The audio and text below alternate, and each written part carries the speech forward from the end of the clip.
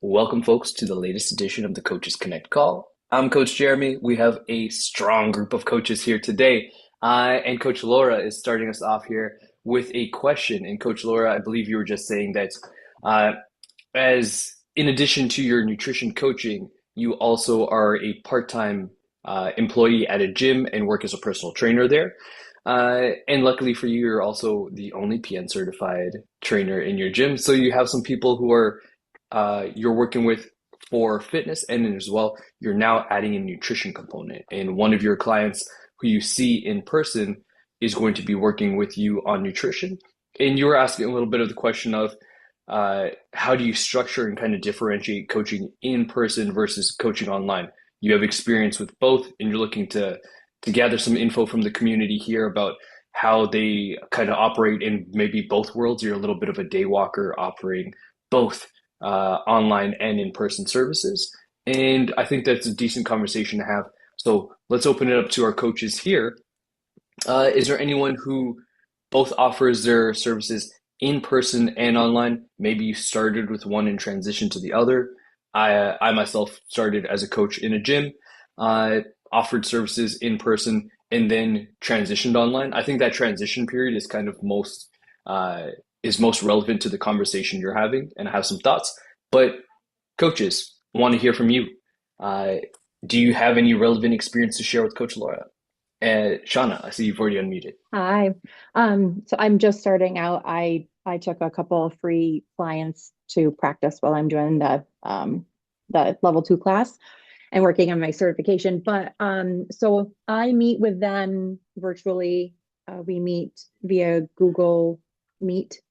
And so I'm not sure if you're referring to that versus like I actually something just came up where I realized that people do asynchronous coaching as well. So I didn't know if that was something that's something that I'm actually like, oh, this might be something for me too. So, did you have like more specific questions or Oh, no, no, I do Google Meet now. So I'm an you online do? coach, but I'm also now a personal trainer in a gym. So now it's So, going to be face to face, which yeah. again, it's kind of the same principle, same process. Well, So that just curious if anybody has experience like I Jeremy was said just he gonna did. say one of my neighbors lives across the street from me and she's one of my clients and then the other one lives states away. So I feel like for me personally, like we have met in person as well, and I don't feel like I it's any different for me like pressure wise or being prepared or anything like that. Like I feel like if you're used to doing it online, then you'll probably Yeah. do great. But yeah, I mean I do the Google Meet and I'm curious about the asynchronous stuff. Cool. Thank you, Shauna. Anyone else kind of have that differentiation in your coaching offering where it's like, hey, I either meet with person face to face, or I meet online, or I do a combo of both?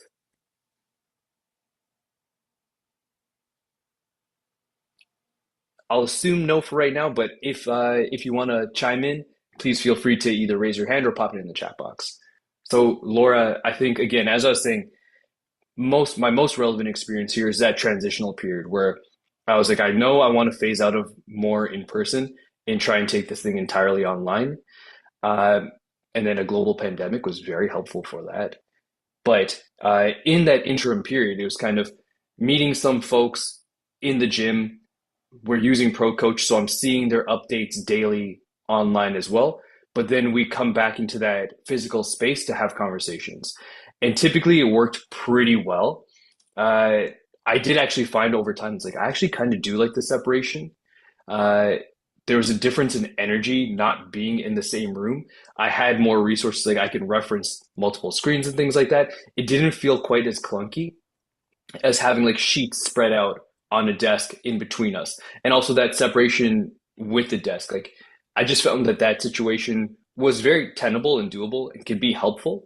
But I personally gravitated more to the online approach because, like you, I felt like I was able to prepare a little bit more in kind of a more calm environment, have my resources in front of me, and that allowed me to kind of direct the conversation a little bit more neatly. So that may be something that you were exploring there as well. The other thing that I found that was really specific to the conversation was the first few sessions with a client, specifically reviewing intake forms with a client. Uh, in an online space, it's like I'll get it at least an hour before we have our conversation. Typically, I normally ask for it at least the day before, specifically so I have Me time to too. review and kind of detail our conversation going into it. So that was something that I found in person. If someone is like, "Hey, we have our session at 10:30, you're getting your forms at 10:35 now, and I'm sitting there reviewing it," that's a really clunky experience. So I that think was, to your point, I'm going to do a hybrid. I mean, I will Mhm, then, because I have his email address, I'll say, looking forward to meeting you next week at the gym for our first mhm, session. In advance of that, please complete and send this back to me prior to our right. session. Exactly. Yeah. Right, That was right. something where while I was doing it, I was like, this is so obvious that I should have asked for this before. So we're not doing this. But it was a useful learning moment and a mistake I only luckily made once. Yeah. That was also at a time where I was printing out sheets and then giving it to people to hand fill. So if you're using a PDF, quite easy to send it beforehand, ask them to return it with a buffer time so you can review it prior to that conversation when you sit down. Uh, Perfect. yeah, other things you may want to consider, just like have physical notes in front of you where you're like, hey, here's my checklist for today. These are the things that we're going to go through. Uh, I'm not using is Pro Coach. Does everyone here, is that something that I should be using or that you would recommend using? I would recommend it. I mean, let's note obvious bias here. I would recommend Yeah. it specifically for coaches who are starting out and don't feel like they have an appropriate system that they can deploy on day one with clients. So I think it gives Hmm. you a quite easy to comprehend and thorough system that you can just shoot out and be like, cool, I'm familiar with this. I've learned many of these stages through my L1 coaching or like education experience. That is, I think, Pro Coach's strongest point is that PN certified coaches can shift into that quite seamlessly. That being said, does it meet every PN coach's need? No, especially if there are things that you want to do that are less utilized in PN coaching. So if you're like, I really want to have a macro focused approach, or I'm really keen on creating my own resources, uh, both practices and exercise programming, it might not be the best fit for you. But I would encourage every coach to use it initially just to see what does a ready-made system look like with all the resources and everything already thought out for me. Can that fit for the people that I'm working with? If yes, great. If no, then you have a better sense of what holes do I need to fill, and is that adding in additional resources, so like a Google Sheets or like a resource folder that I send my own content from, or is it a different platform altogether? And then that's something you get to decide once you develop more experience in that space. Maybe I'll try it with this client and see how it goes. Yeah, I think this would likely be a useful test case, especially if you're seeing them in person and you want to get some touch points regularly in between those sessions. I think that's really valuable. Yeah, I mean, because I'm gonna need to see what he's eating, right? I mean, like, give me a 3-day journal of what you're eating. Are the resources on there that he could go and do that? I mean, is it that simple? He can track it through specific practices, or you can assign or just like share a resource with him that's a PDF and he can fill that out as he goes. Okay, but that's not available on the app. Not specifically on ProCoach. Actually, there Okay. is.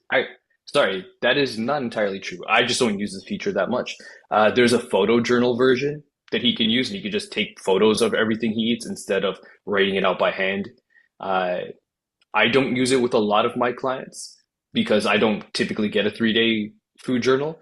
But if that's something you Yeah. wanted, you can enable it. They can share photos. It asks them to also kind of share some uh, subjective data as well in terms of like how hungry were you before meals, how like what was your kind of mental state, how did you feel after the meal, which I think is That's also really good. valuable and it differentiates from a lot of different food journaling tools. So does exist, it is available. I don't personally use it a whole bunch, but that's not to say it's not useful. Good. Thank you. This is very helpful. Appreciate it. You're welcome. There was one more thing that I wanted to mention in terms of working in a gym and offering nutrition services to folks.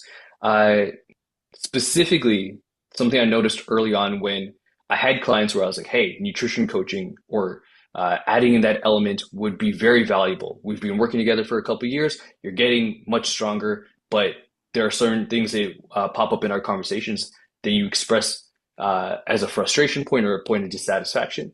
This is how we can bridge that gap. What I found was I was trying to shoehorn nutrition coaching in at the same time as personal training. So it's like we're having this conversation in the 30 seconds between your next set. Not a great way to go about it. So the Good solve was, point. oh, we'll spend 15 to 20 minutes at the beginning of your hour having this conversation, which I thought would be better, but it actually led to a slightly worse experience still. Like it was better than the first thing, but it still wasn't where I wanted it to be, in that the conversation was often rushed. And it felt like I was just rapid fire spitting information at the person.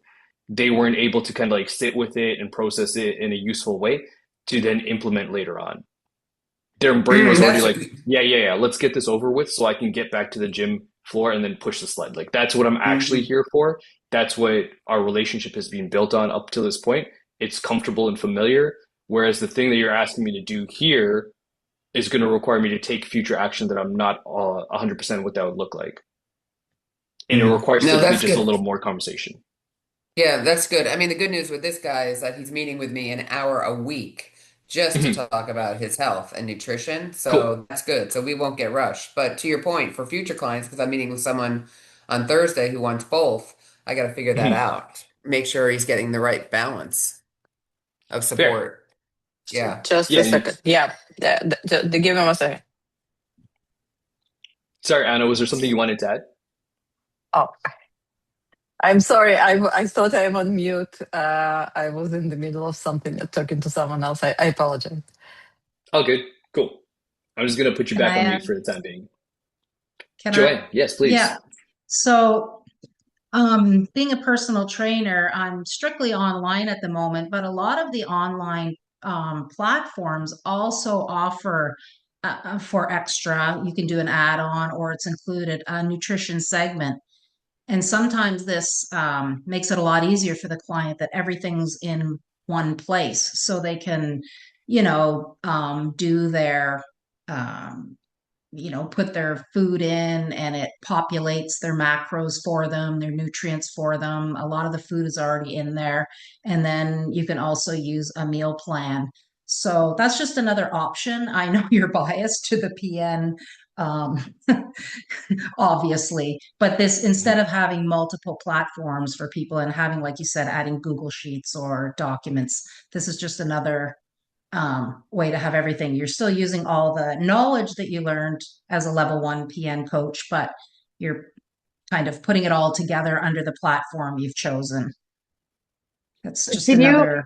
can you elaborate on that a little bit more? When you say platform you've chosen, meaning is there So another application that you use? I use Trainer Eyes. Now I What's it?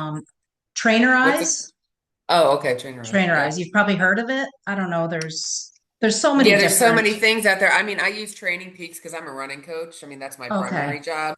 So, and they have that as well. So there's so much out there, but it's always Yeah. I want to be consistent. Right. And I'm also in Canada. So Okay. um, Yeah. that kind of works for me because I think it is American, but it's a Canadian base. Like all the food that populates when you scan your barcode, a lot of the food is stuff that you can purchase in Canadian grocery It, stores. yeah. No, that makes So, sense. and I have an American coach that I found online, and he works out of Oregon. And during my journey, he used Trainer Eyes. So I was familiar with it. So when I started doing my own thing, I just wanted to stick with what I knew. I'm not saying it's the best, but it offers a lot of different things. So That's great. Thanks for sharing. yeah, no I'm about problem. to drive, but I have oh my gosh, Everfit app, and there's also PT My PT Hub. I believe My PT Hub is a British based, whereas Everfit American based. But yeah, there are so many options. Just sharing that out loud. Take care. Thank you, Ola. Yeah, I mean, Laura, whole bunch of different options to utilize in terms of various software. Uh, Finding something, as Joanne mentioned, it's like, I feel comfortable using this is probably the primary concern for you as a coach. You being able to navigate and feel like I'm gaining value and it's giving me enough organization and insight to do what I need to do is the most important thing. I find that a lot of platforms, and I use Trainerize as well, they'll add on a lot of bells and whistles, which can sometimes feel like either overwhelm for the coach or just like bloatware. It's like this is a feature just to have a feature, but it's not something that I actively use. So part of Pro Coach was like, hey, what can we strip this down to make it as high utility as possible without feeling overwhelming to coach and client? Uh, it sounds like you have a little bit of homework to do on your end there to explore some of those software options. Feel free to ask in the PN community, in the Coaches Connect community. There's probably at least one thread per week that pops up with that discussion. So you will not be short on how to find information there. In terms of meeting with your client and kind of your strategy moving forward, does this give you enough insight into how you can work with this person and provide nutrition coaching in person as well as kind of meet that hybrid model?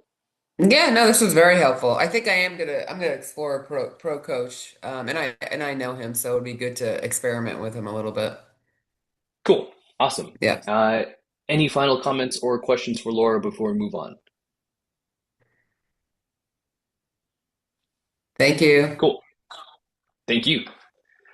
Uh, Anyone else have any questions or comments that they wanted to bring to the table today before I dive into my bag? Rita. Yes. Hi. Yes. Um, I am going through my certification now.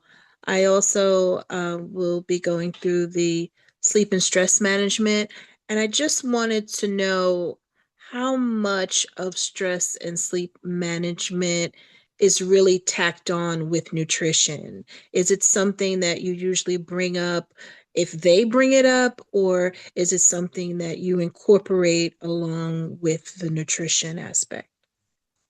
Gotcha. Good question. Well, one of my topics for today is going to dive into that a little bit, so you'll get to see a little preview for the SSR material. But I want to open it up to coaches here. Is there anyone who is both L1 and SSR certified? Are you going through either or? And if you are coaching folks, how often do you feel yourself being either leading your client or being pulled into conversations regarding sleep and stress management as part of their overall nutrition framework? Rita, for Laura, me, do you have it's something? yeah, regularly. It comes in. In fact, I have a client that's I offer a 3 month program, and we're at the end of the journey, and I have a maintenance kind of monthly sign on that hopefully he's gonna do, but his we didn't really attack sleep as much as I would have liked. He made progress in so many things. And then, when I talked to him about, let's talk about some things around your sleep and your sleep patterns. He's like, "Oh, well, I've been living on getting 4 hours of sleep my whole life. It's fine. That's how I live." And I'm thinking, my inner voice is like, he's done all this work to eliminate soda, eliminate sugar, meal prep. I mean, drinking water, his digestion is good. I mean, could you imagine what this gentleman can achieve if he got 2 more hours of sleep a night? So that's my next conversation with him. But yes, it comes up a lot. Now I've got to figure out, the right questions to so he feels that it's a benefit to take action around his sleeping patterns. So, and Jeremy's going to say, "Well, Laura, I think this course is a perfect thing for you." Again, noting my obvious bias, but Yeah. yeah, I mean, just a question there in terms of, is this person expressing a desire to change their sleep pattern, or is that something that you No. feel pulled towards? Okay. No, that's the problem. Like, not the problem. That's the opportunity I Mhm. feel pulled towards because, Mhm. you know, uh, sleep is the best recovery for anybody, right? And I think, Mhm. there's more and more research, more and more data, more and more and more. Everybody says, how do I recover? Sleep, right? How do I get better from my strength training? Sleep. And then you kind of dig into it. So with my other client, Sarah, one of, Sarah, she was all into it. Like we figured out how to, change her routine. She had trouble sleeping. Rita, we did a journal to get all of her thoughts on paper so she wasn't thinking about it. I mean, so many things we did that she was open to, whereas this guy is like, oh, it's fine. I'm kind of set in my ways. That's what he was telling me, but not. And this is how I'm fine. Everything else is good. So he was happy with everything he's done and not ready in his mind to move forward with that. So that's what I have to attack on Wednesday night, actually. So Cool. Thank you. Okay. Shauna, I saw you unmuted as well. I was gonna say pretty much the same thing. I feel like it comes up. I broach the subject, well, gosh, how do you think you would feel if you got a full 8 hours of sleep? Things like that, trying to encourage them to think about what it would be like. But I am met with a lot of resistance. So it's, both of the people that I work with, um, they are busy moms. They work full time. And sometimes nighttime is the only time they feel like they have as downtime. And you know what? Like, if they're willing to sacrifice, I mean, it's one of those things like they must be willing to sacrifice feeling tired for that time at night, because I feel like I deal with the same thing and I bring it up casually here and there in ways that, how might they benefit or what might that feel like, or things like that. But I'm actually interested in that course as well, because I'm curious if there's additional insight as a coach. I feel like it should be more, I wish it was more of a topic, but it's always like, the nutrition and movement that they want to talk about changing, and everything else is like, no, it really doesn't matter, but it does. It matters a whole heck of a lot. Uh, yeah, but both Laura and Shauna, I would agree. It's like listening for the conversation is incredibly valuable. Having the SSR skill set now means that it's like, one, I'm more keen to hear those kinds of complaints as points of friction, where it's really that uh, if you're a hammer, every problem kind of like sounds like a nail. So if I only have a very narrow skill set, that's all I'm really listening for. And the other stuff kind of just seems like background information. It's just like part of the scenery, but I don't really pay attention to it. And then once you coach for a while, you start to realize, oh yes, some of this stuff actually might be important, but I don't feel super prepared to have those conversations. I don't have tools or practice having those conversations. And then adding in the SSR skill set now means I'm more keen to listen for those problems. I feel compelled to kind of engage in them and dig a little bit deeper. And I have tools and resources to help that client if that is something that they are also expressing desire to see change in. I can't remember, I just scanned it, but does Precision Nutrition in their intake form, do they ask questions about sleep and stress, or no, it's strictly Uh, nutrition? I'm going to pull directly from the Pro Coach intake form because that's the one that I review most Okay, regularly. We got it. do ask about sleep patterns, sleep duration, ability to fall asleep and stay asleep. We ask about stress at home, stress at work, supportive environments, how much you feel compelled that, like, currently the way that you're living is influenced by stress. What are some of those major nutritional stressors? It goes pretty in depth with that stuff. And I would Okay. say initially I felt like, yeah, I can handle these conversations. I understand that they're important to have, but didn't see them as regularly as like critical to my client's success or feel as though I had the skill set to navigate them successfully, which is a big change. And keep in mind, like SSR only came into my sphere of influence maybe like a year or two ago. So I was already at kind of like a 10-year coaching career, and I felt like that significantly bumped me up. And there's very few things that I can honestly say have made a significant or dramatic change in the way I coach. Uh, the only other thing would be like PN level two, which I thought was also a large skill upgrade for me. Awesome. Uh, cool. I have Any a question. other? Oh, Oh, sorry. Ola, go ahead. Yeah, so I'm still in the studying process right now. So my studying plan is kind of like read through the books first, get familiar with the information. The science has been my weakness, like back in college. Mhm. So to confirm my understanding, I have to pass every chapter's quiz in order to move on and with every like to get the certification. Is that correct? Yes, you have to pass every chapter, and I believe you need a minimum of a 75 in order to get your certification. And if you don't pass the first time, can you retake that quiz or no? One time only.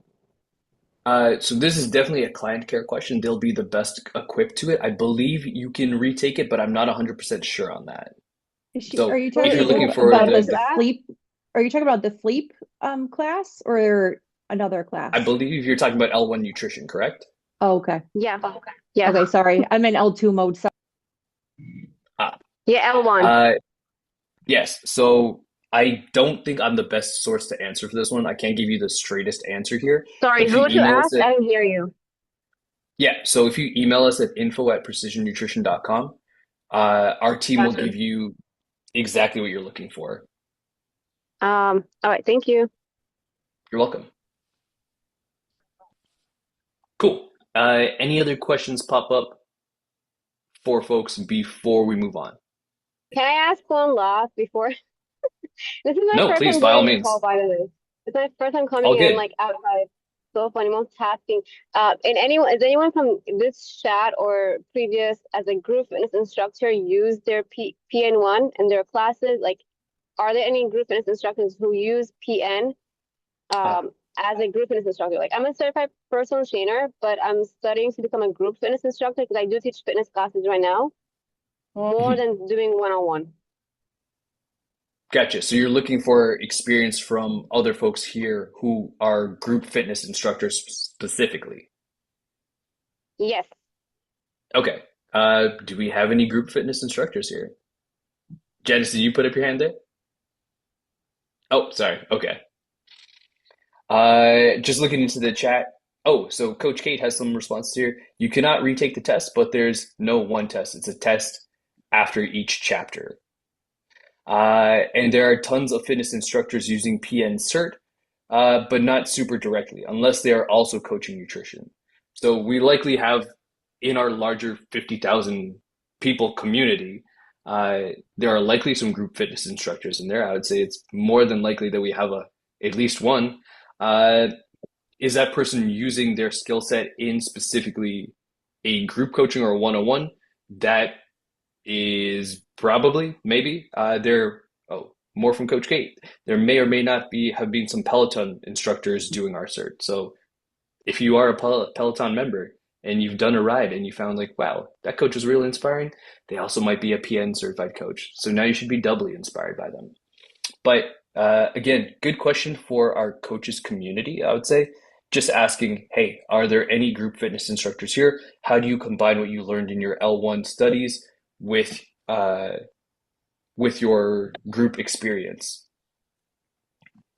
I would say it's probably something where uh, they may just let their people know that they're offering coaching. Whether they want to do one-on-one specifically or group coaching is very individual. Uh, and there are people who use both as fitness instructors as well. If you have a more specific question, I'm happy to continue with this one. I'm good, thank you, because I'm also driving and it's hard. Cool. Okay. We would encourage you to not drive and go on a video call at the same time for future, but feel free to stick around here and you can turn your camera off. Uh, oh, Laura, so you're looking for Pro Coach information. If you go onto your PN dashboard and you log in there, there's a Pro Coach tab in the top corner, or sorry, in the top navigation bar. If you click on the Pro Coach tab, it will take you to the launch page for. Oh, did you already find it? I just found it as you were saying it. It's like Murphy's Law. I'm like, as soon as I get it in the chat, I'm gonna find it. Cool. Awesome. Thank you. Perfect. Yeah, and if you click on the link there, you can also activate the 30-day free trial. So Great. that's what Way I to would do it. encourage you to take a look at. Hopefully before you sit down with your client again, you can decide if that's something you want to do. The other thing I will say for Pro Coach Demo real quick is I would encourage you to create a test account for yourself so you can see both the coach and client experience. You'll want to do it at least 24 hours, probably 48 hours before you sit down with your person, because the way the system works is when you complete a check-in, and you'll learn what a check-in and how that process goes as you're going through the orientation materials, those changes only pop up the next day. So if today is Tuesday and I do my check-in with my client, I complete everything, they'll get the summary email right away, but they won't see the changes on their today page on the client side until Wednesday morning around 2 to 3 a.m. Okay. So Yeah. so they might not see anything update right away, and that's often a source of confusion for folks where they're like, hey, wow, when do I start tracking things? It's like the next morning is when they'll officially start. They can obviously start doing the behaviors, but they'll only be able to track it the next day. Perfect. Thank you. No worries. Joan, is there a PN orientation? Do you want to share a little bit more specific what we're looking for from an orientation? Yeah. So my question is like it's like when you go to school, there's an orientation, and when you like you asking, how the host and work, and yeah, basically some.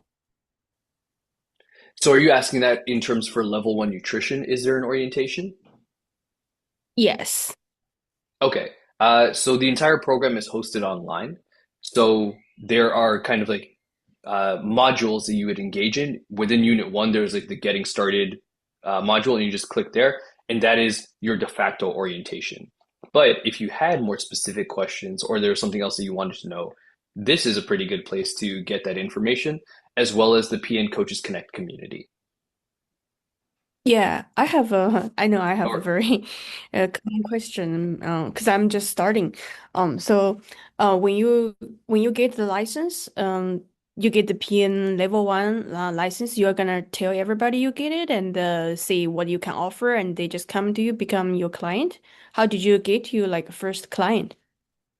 So I'll pause there for 1 second. I wouldn't use the term license. You are a PN certified coach. So that means you've completed our Okay, so education.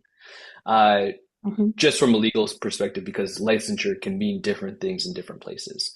Uh, Mhm. One other thing I'll add, and coaches here have likely heard me say this before, is that I would start to tell people that I am working towards my certification before I complete my certification, simply for the fact that you can start to bring people along on your learning journey.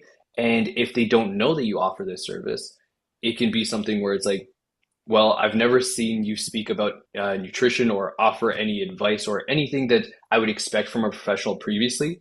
So it takes some time for people to build that into their mindset or into their conception of who you are as a person slash professional.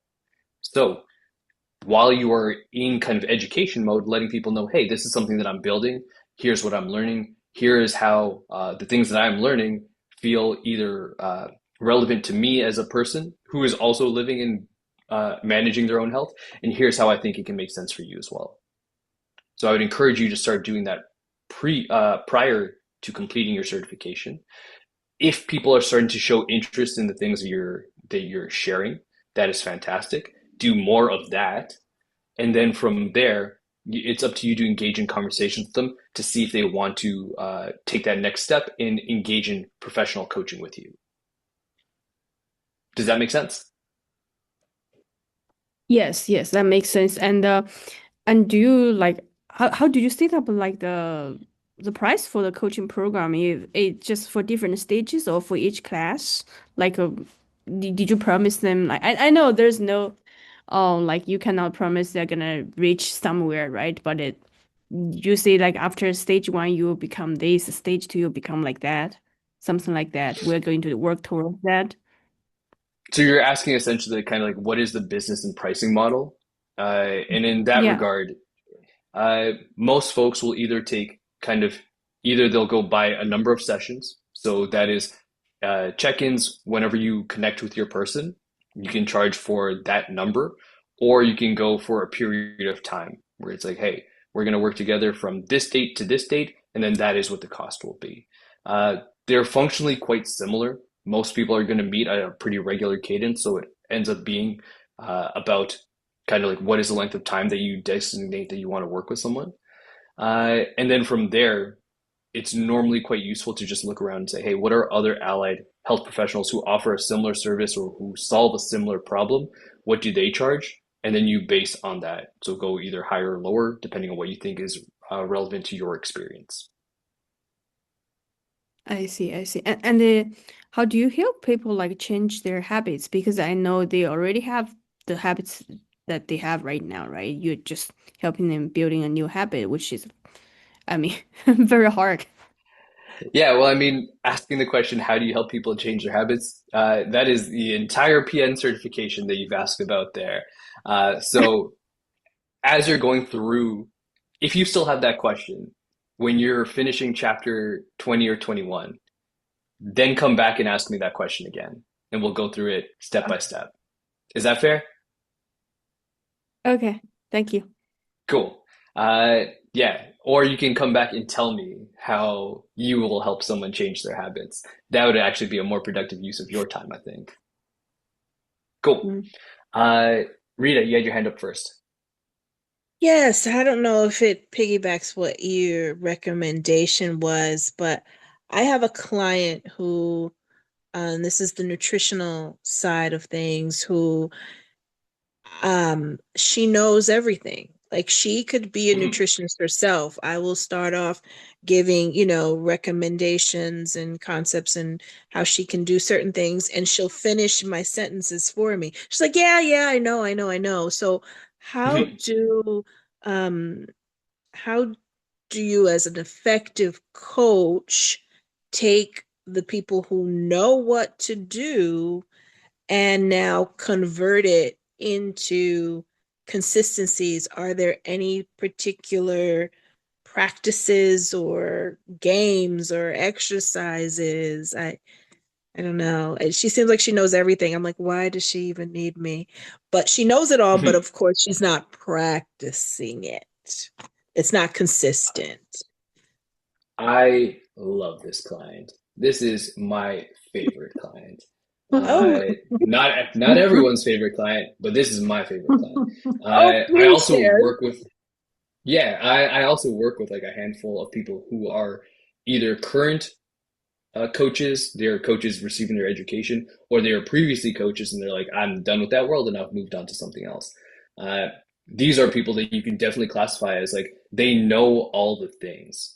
What we often see in coaching is that what we're solving for is typically not a lack of understanding.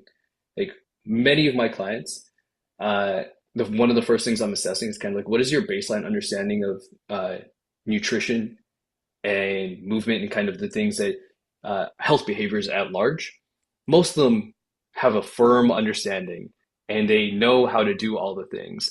As Shauna puts in the chat box there, knowing what versus knowing how. I would even say that of many of my clients, they know the how specifically. Like they know the actions that they want to take, but there is some barrier or some block there that is currently not allowing them to Mhm. participate. Even for folks who have in the past been very successful at participating in these behaviors, they're at a place now at a juncture where it's like, I just cannot do the thing and I'm unsure why. And a lot of that comes down to our coaching skills. Like how do we tackle those things? Is managing those conversations and helping them to address and lower those barriers. Some of them are going to be easier to tackle.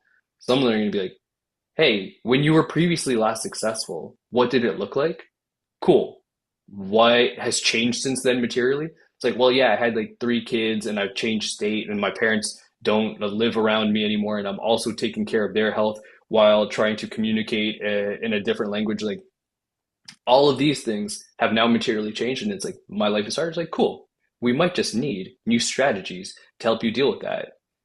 Uh, yeah, Kate astutely points out this again is not an information problem. They have all the information. They likely don't need more information. The solution is likely going to be found in more of a supportive role from us as a coach to help them deconstruct some of those barriers. I think actually, Kate, I don't know if you can pop on in chat, but you posted something today that's incredibly relevant to this conversation that you yourself noted kind of like a barrier or a behavior that you're like, I know I should not, and yet I keep doing it. It's that I keep touching the hot stove problem. May I? No, I just see, Don, do you have something that you wanted to add or you're just unmuted? Um, it may be structure. The client may, yeah, the individual may have all of the information and know all the information, and they just may be overwhelmed where they need structure. So Hmm. maybe like the first step may be to determine if they already know how, then it may be structure like, okay, do you, what time do you need to eat? Or how do you go about tracking and monitoring? So that's an area that I would look into as well. Yeah, certainly. I mean, I think structure goes along with that kind of supportive question, supportive framework, and helping clients to see like where do I have room to be successful, and asking those questions. Anna, you had something you wanted to add. Yes, I want to add on that it's not the structure and the knowledge, I think, and we are here to change the behaviors, right? Someone asked, how do we change habits? So it's everyone knows that you need to eat a cucumber. It's we are here to change the behavior, and I think what comes in play here, it's important to check is how it's the readiness to change, how important it's for the client, and how confident the client is to implement this change and run the pros and cons, stay the same or changing. Okay, so these are three things. If you look into it, right, then we will understand, and the client will understand, because the client, he's a driver, right? The client will actually realize it, even knowing and important, but not confident enough or not ready yet, right? So until your client is ready, there is no structure in the world that will help your client. There is no miracle. Until you are ready and you're ready to put this work, it's unfortunately, maybe you can work on something else right now, right? On drinking water rather than eating something. So you can like start with things that are easy for a client to start. And from that point, when it's successful, make the next step. But it would be up to a client and not to you, because you would be the best cheerleader in the world, and the client would move. And this is where frustration. So start small. Start like some of my clients, when I tell them eat slow, wow, it's the happiest day of their life. Like they say, oh, I eat without my phone now. It's like they like these things. They never thought that they need to eat without a phone or a TV. So like things like this, start slow. Start with glass of water, adding a tea, like herbal tea or something like this. Some of them are happy just, we didn't think of that. And that's where the habit change. I think from my experience and from what I'm studying, so the habits change like in this way. Awesome feedback, Anna. Thank you. Shauna, was there Thank something you you. wanted to add as well? I was just going to say the other thing to take into consideration, which when I first started the level 2 class, I was like, oh, this seems kind of like foo-foo, like the destination postcard, the 5 whys, like it kind of seemed a little bit cheesy to me. And then as I progressed, you have to actually understand the client has to understand, like, why is it? Why is this important to them? What is that drives them wanting to eat this way or work out this way? And so I actually just posted something similar this morning as well, because I have a client that's struggling, and So, it's like if she's struggling with her actions, then it means that something is not lining up. It's not lining up to who she is as a person, her core values, her priorities, or her identity. There's a mismatch there. So we have to kind of dig in and figure out, why is this important? Because if it's an extrinsic, an external motivation where she's just like, oh, I just want to lose 20 pounds. Well, that might not mean as much as saying, I want to um, I want to be able to move more and be more active. And I know that I'll be able to do that more comfortably with my kids or my grandkids if I lose 20 pounds, things like that, to like really dig in. It sounds like she's conflicted, like she wants to do it, but she's struggling to do it. And so finding those like deeper meanings behind there as well. But yeah, and everything that Anna said too. I also want to add, I found that positive reinforcement helps with like a reward system. It could be like, what is my reward for achieving this goal? Weekly goals, monthly goals, and what have you. I'm not sure if anyone has tried that, but I found it to be helpful. I think I agree with Shada. When you connect your vision to your value, that's where they realize it. It has to be valuable. So that's probably one of the first questions have to be asked. Like, what do you want, and like what's your vision and why it's meaningful to you? I agree. Awesome. Sorry, Janice. We'll go Kate first and then Janice.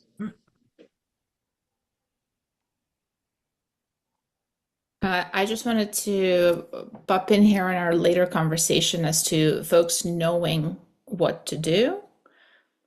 I just want to point out that I work with health coaches. So speaking of knowing what to do, they know what to do.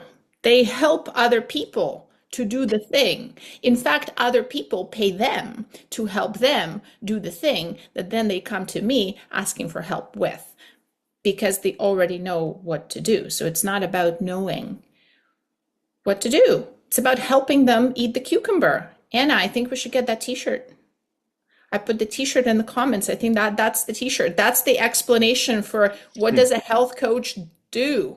Well, everyone knows you should eat a cucumber. I help you actually eat the goddamn cucumber. It's true. That's where the coaches come in. They change that. They make you realize that the cucumber is important.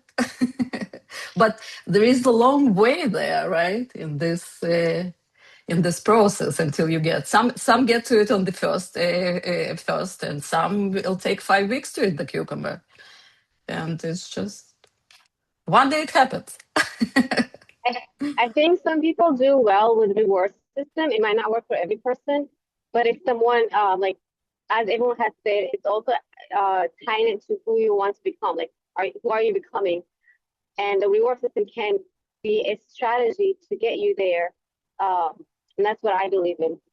It's okay to like have a different perspective. Cool. I mean, I would put all of this under the same bucket of support. These are all things that coaches can do without adding in any additional knowledge or information. These are things where we help people identify their values. We help them clarify, where does this behavior live in their life? We help them understand potential things that they want to either avoid or to embrace. We help them understand where they're spending their time. All of these conversational tools, which on the onset seem less important than information, because information is flashy, it's new, it's evidence-based, all of these things that people think they need more of in order to overcome the barriers that they either are aware of or are unaware of in their life, the thing that is preventing them from doing the thing. Support helps them actually break those down in a way that nothing else really does, helping them to have that conversation, to have that space where they feel comfortable kind of sharing where they're vulnerable. And actually, that's the last thing I'll say on this one. We mentioned Shauna mentioned her level 2 experience in the destination postcard and the 5 whys, which I fully agree with you, Shauna, do have an essence of cheese to them. There is something that in my brain, the idea of going there feels entirely uncomfortable for me. What I later realized was that the value of those types of tools is that they give coach and client a framework in which to express vulnerability. We can share some of those things that sit in the back of our mind and kind of rumble around and take up a whole bunch of brain space. But for me to address that as a person feels very uncomfortable. And it's probably where my own discomfort with the 5 whys and those types of tools kind of exists. So you're like, ugh, gross. I don't want to look at the things that are like less comfortable in my brain. I do a lot of good work to try and shove them into those corners. Now I'm asking a client to do the same thing and pull some of that stuff out. That is part of that supportive question or supportive coaching framework. Is it uncomfortable to have some of those conversations? Yes. Is it valuable? Almost 100% yes. Rita, this was your conversation. Hopefully you receive some good feedback here in terms of how do I get someone to do the thing? Largely you don't, but you can certainly facilitate that conversation to get in them closer to doing the thing and to oftentimes doing it in a way that feels successful to them. Thank you so much. I took notes on what everyone said. Perfect. Thank you. Yeah, we gave you a lot of different perspectives and points of view. Hopefully, you get a chance to sit down and review those notes. If not, go back through the recording of this, which I'll have up later at the end of the week, because I do think there are a lot of gems here. And hopefully, some of them will help facilitate conversations that you want to have. Absolutely. Where do we find the recording? I'm sorry, where do we find the recording? The recordings are hosted on YouTube. If you go to our Precision Nutrition YouTube page, under the Coaches Connect tab, you'll find the majority of recordings for these calls. There's So it's about like 100 public. of them for you to go to. Oh my gosh, they're public? Yes, they are public. Oh, I didn't know this. Okay, thank you. No worries. Shauna.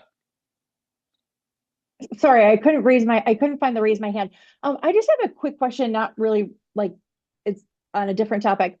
There was something, and now I forget that, like Peon Academy, that I remember seeing a price and it said like most popular $29 a month, and then there was another option for $49 a month.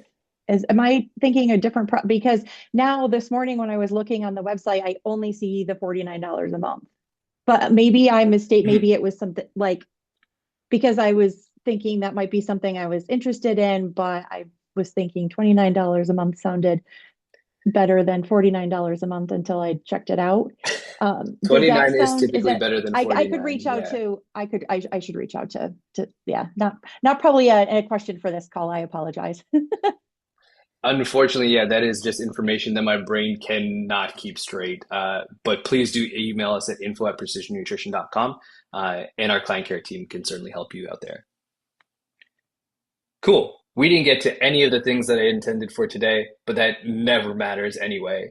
Any final comments or questions before we sign off for today?